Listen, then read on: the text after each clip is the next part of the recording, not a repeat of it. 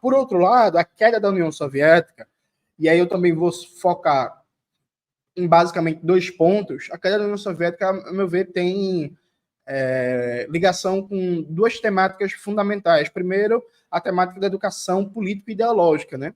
Objetivamente, o povo soviético, ele lia muito, ele era muito culto, né? Tem uma pesquisa da Unesco, de 1975, que mostra que o povo soviético era o povo que mais lia livros no mundo. E era comum em casas de operário ter o vão da biblioteca. Então, todo operáriozinho ter a sua biblioteca em casa, e os soviéticos adoravam ler Jorge Amado, Gabriel Garcia Marques, e para além da literatura marxista clássica, e os autores russos, e Shakespeare, Goethe, e tudo que você imaginar. Mas o fato concreto é que a educação política e ideológica foi muito desprezada, e com o tempo se assumiu a maioria da população uma certa passividade. De tal sorte que tem um episódio, Pedro, que é citado num livro do Michel Lewin como, acho que bem sintomático. Uma delegação dos Estados Unidos vai disputar, isso no começo dos anos 80, vai disputar um mundial olímpico, né, de ginástica artística na União Soviética. Chegando lá, uma das atletas dos Estados Unidos acaba machucando a perna, quebrando a perna. E aí ela vai ser atendida, né, no sistema de saúde soviético. E aí tudo é de graça, né? A cirurgia e tal, não sei o quê. E a atleta estadunidense se surpreende com o fato de ser tudo gratuito. E ela até pergunta, não, isso é porque eu sou atleta, porque eu sou atleta olímpica? Ela, não, isso aqui é assim, que a saúde é de graça, tudo é de graça, não sei o que e tal. Já as colegas soviéticas que estavam treinando junto com ela se surpreenderam com o fato de que nos Estados Unidos isso não seria de graça, que provavelmente ela sairia endividada. Aí você veja o problema. Que um atleta estadunidense não tivesse compreensão da realidade soviética, de que a saúde era totalmente gratuita, isso é até compreensível dentro do esquema de alienação capitalista, né, do mundo, o controle da mídia, marcatismo e tudo isso. Agora, que as atletas soviéticas, que necessariamente na dinâmica da União Soviética estavam ligadas ao ensino superior, então a gente está falando de gente com alto grau de formação formal, não soubesse que nos Estados Unidos a saúde era privada, e que uma situação como essa, a pessoa ia ficar endividada e provavelmente ia passar os próximos 10 anos pagando a conta do hospital, mostra a falta de educação político-ideológica, sabe? Então, como é que é isso? Assim, as pessoas não sabiam, atletas de elite da vida universitária, não tinham uma plena compreensão de que nos Estados Unidos a saúde era privada, que aquilo era uma mercadoria, que ficar doente é uma das piores coisas que pode acontecer para alguém nos Estados Unidos. Então, assim, faltou muita educação político-ideológica, faltou muito um processo de compreender que vários elementos que estavam ali na União Soviética, que eram, por exemplo, já naturais dos anos 70 e 80, ninguém ter falta de casa, todo mundo ter saúde, todo mundo ter um tempo de trajeto entre o trabalho e a casa que, em geral, não excedia 1 hora, ter espaços verdes, ter acesso à ópera, cada operário ter sua bibliotecazinha em casa, e ter esporte para todo lado, que isso era uma exceção no mundo. Que isso não é a tendência natural das coisas, que o mundo capitalista, grosso modo, isso não existia para a maioria da população. Então, houve um desleixo com a formação político-ideológica, coisa que a gente, por exemplo, vê que Cuba fez de maneira muito melhor, e a Coreia Popular, com todos os problemas e questões, também conseguiu formatar, pensar essa educação político-ideológica muito melhor. Um segundo aspecto que eu destacaria foi a dificuldade histórica que os planificadores soviéticos tiveram de superar a fase de desenvolvimento intensivo. O que é o desenvolvimento intensivo? Construção de infraestrutura, bens de capital e indústria de defesa. Isso a União Soviética realizou de maneira brilhante. Na primeira metade do século XX, a experiência mais exitosa de desenvolvimento socioeconômico. Assim, incomparável, é incomparável.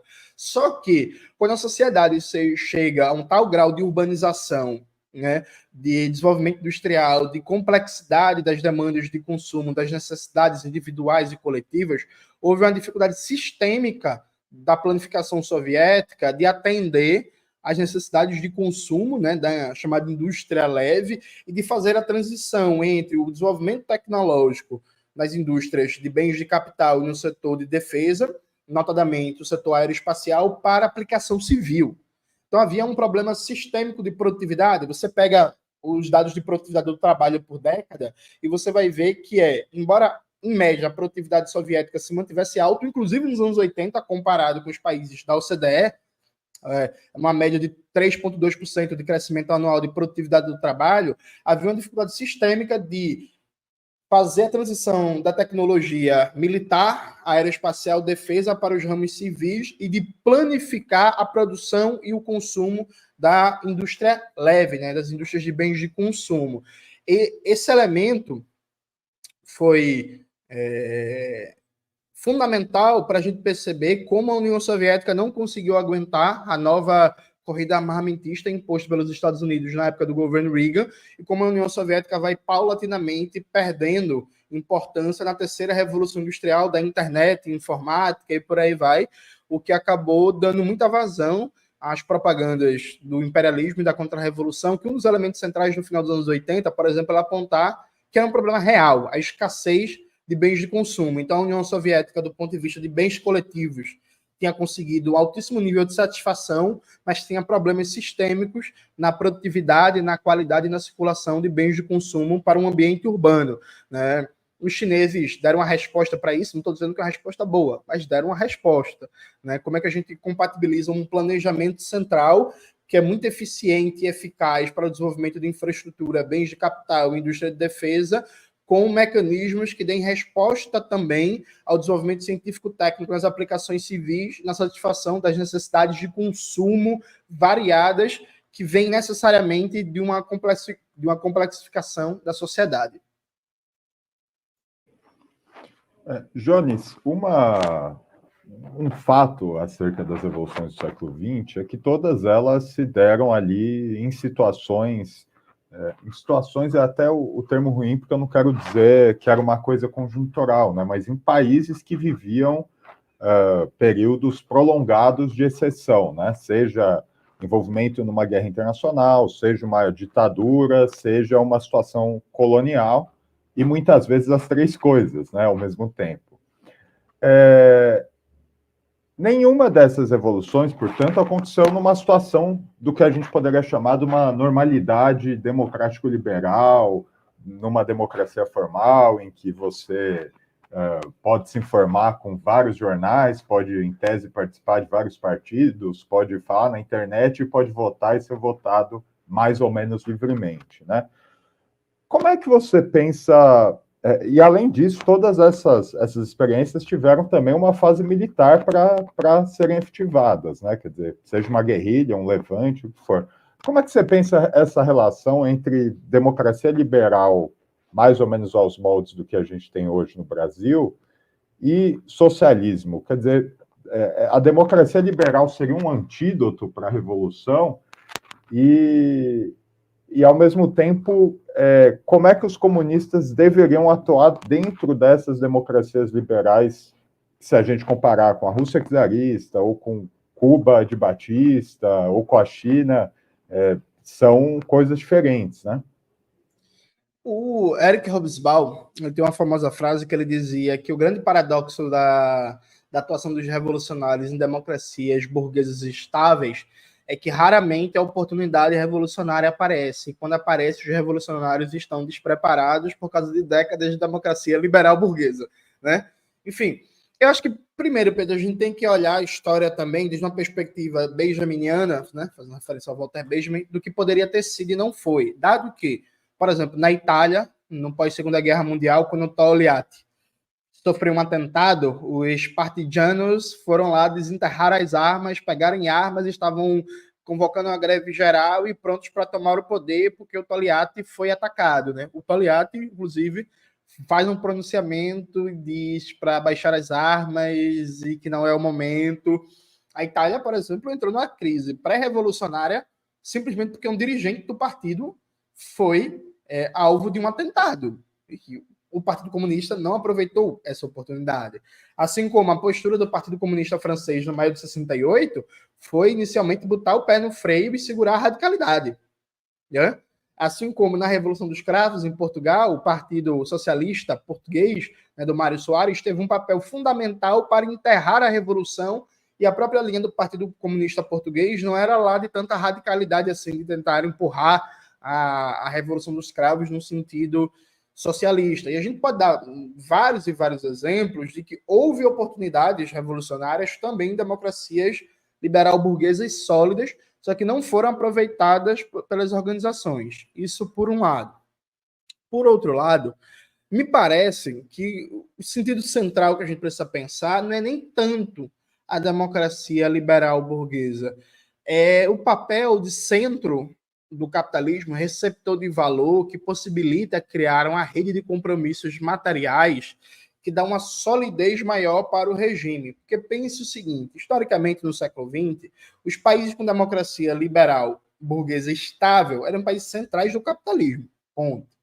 Não dava para falar em democracia liberal burguesa estável na maioria dos países da América Latina, em África, quase todo o continente colonizado, na Ásia, quase todo o continente colonizado, e na Oceania, quase todo o continente colonizado. Então, quando a gente pensa em democracia liberal burguesa no século XX, estável, a gente está falando basicamente de Canadá, Estados Unidos, França, inclusive usar o termo estável para a França é até complicado, né? Mas enfim, França, Inglaterra, Alemanha, que também é complicado usar o termo estável para a Alemanha, Bélgica, Holanda e alguns países nórdicos e Austrália, né?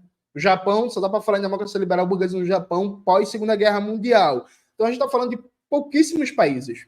Países esses que têm como característica central serem países centrais do sistema capitalista, portanto receptores de valor, portanto que aguentavam certa pressão do movimento operário popular por melhores condições de trabalho, de salário, de direitos, sem que isso implicasse uma crise de lucratividade média do capital.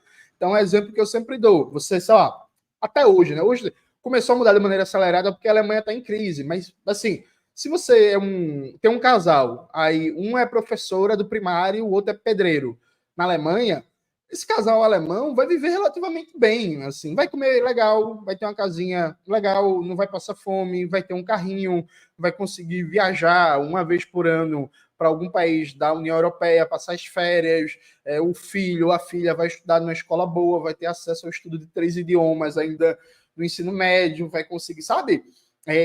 Isso é algo que é possibilitado pelo papel do país na divisão internacional do trabalho. Então, me parece que a grande questão, de fato, é como criar um grau de instabilidade do sistema político burguês, de crise revolucionária em países receptores de valor na cadeia imperialista global e que acabam fazendo desse papel de receptor de valor a possibilidade objetiva de formar uma rede de compromissos materiais muito sólidos que não pega só o que se chama de aristocracia operária, um setor das camadas médias. Eu acho que vai muito além. Eu acho que, em muitos momentos, não se deu a importância devida ao que é as condições mesmo de salário do que era, né, na maioria desses países, o que eram as condições de salário de um operário, por exemplo, da indústria automobilística nos Estados Unidos, nos anos 50, ou na França. Assim, a gente está falando de uma geração que, por exemplo, se você vai para a França, nos anos 50, há 40 anos atrás, um operário de uma fábrica, de uma Ford, Renault, né, lá, dificilmente ele teria uma casa garantida e estaria longe do risco de fome, né? Nos anos 50, isso estava garantido. E, assim, gente, desculpa, mas não é pouco, viu? Assim, às vezes, gente oriundo das camadas médias toma como um pressuposto de debates políticos que ter casa, comida e roupa e água encanada é pouco, dando de barato. Assim. Hoje, a maioria da humanidade não tem isso. É bom que se diga, sabe? Então, eu acho que essa é a questão central, Pedro, e me parece, e aí eu vou entrar até num ponto que tu não perguntou, e aí me parece que, sem considerar isso, a gente acaba não dando a devida importância a um dos aspectos que, para mim, é central na reflexão do século XX hoje, que é a questão do nacionalismo na periferia do sistema. Veja, todo projeto nacionalista na periferia do sistema, seja reformista, seja revolucionário, a partir do momento que ele tende a impor um controle nacional sobre elementos da riqueza socialmente produzida e reduzir aspectos da transferência de valor da periferia para o centro, ele impõe elementos de crise estrutural no centro, aquele padrão de reprodução da ordem burguesa baseado em um certo ganha-ganha, entre aspas, porque é um país receptor de valor. É curioso que os estados de bem-estar social não foram desmontados pela rebeldia da periferia, mudando a dinâmica centro-periferia do sistema capitalista, mas sim pela descentralização produtiva do neoliberalismo, que colocou abaixo, inclusive mudou muito essa dinâmica da divisão internacional do trabalho. Mas, assim, acho que a grande questão, e não coincidentemente, é que nos países centrais do capitalismo, a maior ameaça de revolução se deu no auge dos movimentos terceiro-mundistas. São no auge dos movimentos de nacionalismo popular e revolucionário que tiveram implicações diretas, não só econômicas, como político-ideológicas nesses países. Perfeito. Uma outra figura que você trata no livro, tem um capítulo dedicado a isso, é o Mao, né? O Mao Tse-tung. Eu queria que você falasse um pouco sobre o Mao Tse-tung, quer dizer, qual que é a importância dele dentro do movimento comunista, né, a segunda revolução, e também que você falasse um pouco da trajetória da Revolução Chinesa até hoje. É claro que assim, eu não quero saber se você considera a China socialista ou não hoje, né? Inclusive, eu acho que tem vídeo seu já tratando disso, discutindo isso, mas como é que você vê essa ascensão chinesa, né? Que elementos pesam num lado ou no outro? Eu já vi que você dizendo que eu não tenho uma posição fechada quanto a isso, né? Como é que você pesa essas coisas, assim, se a China é ou não socialista? Como que você pensa esses dois lados da balança? Tá, vamos lá.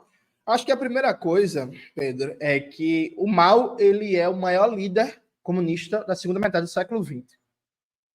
Vamos lá. Eu tenho extremas simpatias por Fidel Castro. Para mim, é a maior liderança política da história da América Latina. Assim, incomparável. Não tem Simão Bolívar, não tem Vargas, não tem Perón, não tem Jacobo Arbenz, não tem Allende, não tem ninguém na frente. É Fidel Castro. Mas o Mao Zedong, ele é o líder revolucionário mais importante da segunda metade do século XX. A Revolução Chinesa é a revolução mais importante da segunda metade do século XX, e assim, de longe. É impossível contar a história do movimento dos não alinhados, do movimento terceiro-mundista, da Conferência de Bandung, da descolonização afroasiática, sem falar da Revolução Chinesa. Me parece que o Mao ele traz uma série de inovações enquanto liderança política. Primeira coisa, uma originalidade na sua formulação do marxismo. Algumas pessoas, alguns maoístas, inclusive, fazem uma leitura de um Mao como uma espécie continuador da obra do Marx, Engels, Lenin, Stalin. E eu acho que não. Eu acho que o que faz o Mao tão genial é que ele foi alguém que desenvolveu o marxismo a partir da realidade chinesa e construiu uma interpretação muito única, muito própria, né? O marxismo de Mao é um marxismo inovador porque é um marxismo radicalmente chinês, dando respostas aos dilemas de uma formação social milenar que estava passando por um processo de colonização e de expoliação gigantesca, né? Então, acho que o marxismo chinês ele é radicalmente, violentamente nacional, em todos os aspectos positivos e negativos a propósito, né? Mas o marxismo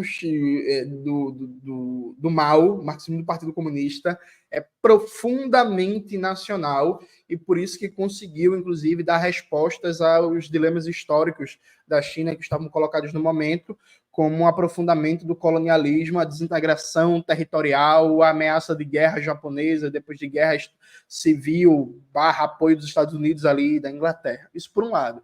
Por outro lado, eu acho que o Mao e o partido, aprendendo muito com os erros da experiência soviética, tem duas coisas que se destacam e que a gente precisa estudar bastante na hora de pensar uma teoria da transição socialista.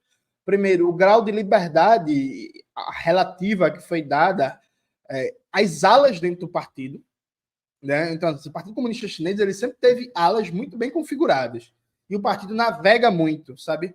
Uma hora vai à esquerda, uma hora vai à direita, e tem recuo, tem avanço. Algumas pessoas, inclusive, quando vão debater a história da Revolução Chinesa, dão como prova de restauração do capitalismo que Deng Xiaoping foi preso, considerado contra-revolucionário e depois voltou para o partido. Isso é a prova que a contra-revolução venceu. Na verdade, isso é uma constante na história do Partido Comunista Chinês. Assim. Claro que no âmbito da Revolução Cultural, aquilo tomou áreas mais dramáticos e tal, mas a ideia de tal figura tá em primeiro plano, aí cai em desgraça, aí depois é reabilitado, não sei, sabe? O Partido Comunista... O próprio Mao, em alguma medida, isso aconteceu com ele, né? Exatamente. Exatamente. Então, assim, o Partido Comunista Chinês soube manter uma preservação da autonomia relativa, da pesquisa, da pluralidade de pensamento, das ciências sociais. Nunca houve uma militarização das ciências sociais, das ciências humanas, da pesquisa científica, das correntes críticas, como houve na União Soviética. Uma prova disso, inclusive, é que mesmo nos períodos mais agudos de enfrentamento na Revolução Chinesa, os líderes chineses não foram fuzilados, né? Assim, acho que é importante lembrar disso. Os líderes chineses não foram fuzilados. Sempre teve uma ideia muito própria, inclusive, de certa tradição do confucionismo, de reabilitar. Então, você está errado, você está na linha errada, você vai ser reabilitado. Você é reabilitado como? Vai ser mandado para trabalhar no campo. Passar uns 5, 6, 7, 8 anos lá, mas você pode voltar. E é isso, assim. Então, acho que isso tem um elemento que é fundamental para explicar a vitalidade da China. Um segundo elemento é que o Mao entendeu, de maneira muito qualificada, que transformações econômicas não podem ser impostas de cima para baixo. Eu acho que a experiência chinesa supera um pouco um elemento muito presente na soviética, que era uma coisa meio bismarquista, meio uma ideia de uma modernização pelo alto. O Estado decidiu. E aí vamos aplicar assim, a preocupação com o consenso, a preocupação com o convencimento, a preocupação com a própria mobilização na aplicação das políticas, deu um grau de capacidade de renovação do partido, de legitimidade, de uma certa prudência, de um experimentalismo. Hoje, muitos teóricos burgueses debatem como se fosse novidade o fato de que a China atual, antes dela aplicar uma política no âmbito nacional, ela tende a aplicar diversas variantes desse mesmo modelo, variantes institucionais desse modelo de política em províncias, né? Então, pega 5, 6 províncias, aplica a mesma política com variações institucionais, para depois ver qual é a melhor e universalizar enquanto uma política para todo o território chinês. O Mangabeira Unger, por exemplo, nas palestras dele, vive citando isso, só que ele cita como se fosse novidade, sendo que isso é um histórico da experiência chinesa, de olhar, de perceber e buscar construir consensos, e olhar a experiência e voltar atrás, e debater e retroceder. E aí, esses elementos formativos da cultura marxista na China, acho que também dizem respeito ao que é o processo de reformas e abertura. Porque, veja, a nossa cultura ocidental cristã, ela tende muito a elementos fatalistas, né? Então, assim, eu compreendo perfeitamente os camaradas que acham que a China restaurou o capitalismo nos anos 90. O que aconteceu ali foi realmente brutal e odioso sobre vários aspectos. Por exemplo, quando foi desmontado o modelo de fábrica de bem-estar social, em que conectado à fábrica tinha saúde, creche, escola, assistência social, aposentadoria e por aí vai, os milhares de operários ficaram sem acesso à saúde, por exemplo. Porque foi desmontado o modelo de fábrica bem-estar social, a saúde passou por um processo de privatização gigantesca, houve uma mercantilização da saúde e, anos 90, objetivamente, milhões, né, que a escala da China tudo é milhões, de operários ficaram sem acesso à saúde. E, veja, não existe justificativa nenhuma disso do ponto de vista de desenvolvimento das forças produtivas. Nenhuma, sabe? Então, assim, os padrões de exploração da classe trabalhadora nas zonas econômicas especiais também, especialmente nos anos 90 e no começo dos anos 2000, eram brutais. Você está falando de jornada de trabalho de 15, 14 horas, etc, etc, etc. Agora, ao mesmo tempo, essas coisas não estão paradas no tempo. Por exemplo, a falta de acesso à saúde não existe mais. Os padrões de exploração de trabalho de 14, 15, 16 horas também não estão desaparecendo da China.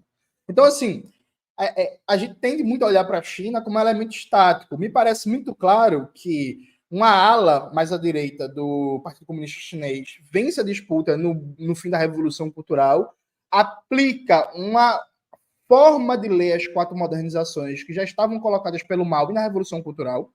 Então, o Deng Xiaoping lidera uma forma de interpretar como buscar as 4 modernizações, mas, ao mesmo tempo, a luta de classes continua se processando e há, ao meu ver, uma inflexão à esquerda no Partido Comunista Chinês, liderado pelo Xi Jinping, em que vários aspectos da reforma e abertura foram revistas, ainda que, como é tendência chinesa, tudo seja mostrado como continuidade.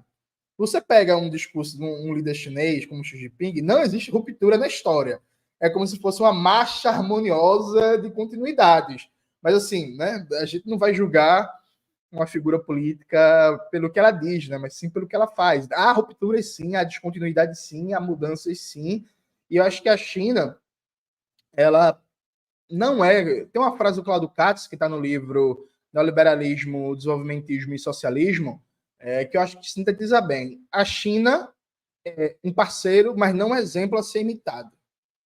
Né? Ela não é exemplo a ser imitado. Agora, tem várias coisas na China que a gente poderia e deveria imitar. Por exemplo, para concluir a resposta, o Brasil ele não tem um sistema nacional de inovação.